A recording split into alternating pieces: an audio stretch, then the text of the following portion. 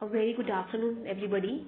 We are going to discuss Madhya Pradesh land revenue code 1959। ये land revenue code basically उन सब चीज़ों को रेगुलेट करने के लिए आया था, जैसे कि लैंड से जो रेवेन्यू अराइज होता है उसका असेसमेंट, उसका realisation, power of the revenue officers, इन सब को मेंटेन और रेगुलेट करने के लिए हमारे पास ये लैंड रेवेन्यू कोड है 1959 का।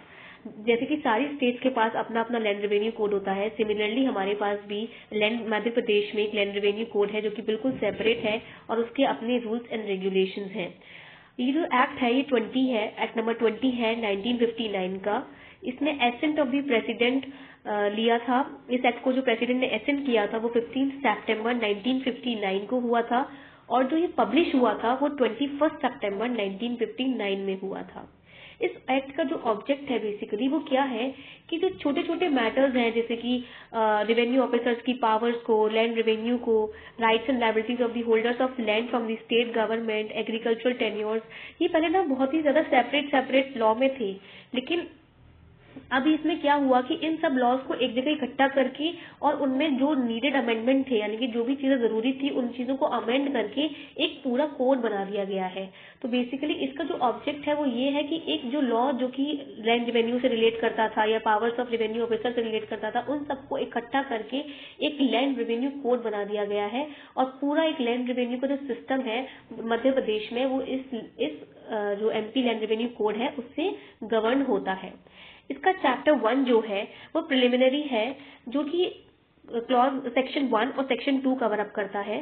सेक्शन 1 का जो क्लॉज 1 है वो सिंपल है, दिस एक्ट में be called the Madhya Pradesh land revenue code 1959। ये बहुत ही सिंपल है, लेकिन बात करते हैं क्लॉज 2 की। क्लॉज 2 कहता है it extend to the whole of Madhya Pradesh. ये पूरे मध्य प्रदेश पे अप्लाई होता है, लेकिन ये उन एरियाज पे अप्लाई नहीं होता जो कि रिजर्व और प्रोटेक्टेड फॉरेस्ट है इंडियन फॉरेस्ट एक्ट के अंदर। मतलब मान लीजिए एक पूरा मध्य प्रदेश का जो कुछ एरिया है वो प्रोटेक्टेड और रिजर्व फॉरेस्ट की एरिया में आ गया है, तो उन जो एरियाज हैं उन पर ये एक्ट कोड अप्लाई नहीं होगा। उन एरियाज के अलावा ये एक्ट पूरा मध्य प्रदेश पे अप्लाई होगा। लेकिन ये जो रिजर्व और प्रोटेक्टेड फॉरेस्ट है अंडर इंडियन फॉरेस्ट एक्ट, इन एरियाज पर कुछ प्रोविजंस इस कोड के अप्लाई किए जा सकते हैं। अगर वो जो एरियाज हैं, जो डिक्लेयर्ड एरियाज हैं रिजर्व और प्रोटेक्टेड फॉरेस्ट, अगर वो अपना जो एरिया है वो यूज करते हैं 59 सेक्शन 59 के तहत, तो कुछ provisions Madhya Pradesh land revenue code के अप्लाई किए जा सकते हैं। वो प्रोविजंस है liability of land for payment of land revenue, assessment of the land revenue और realisation of the land revenue.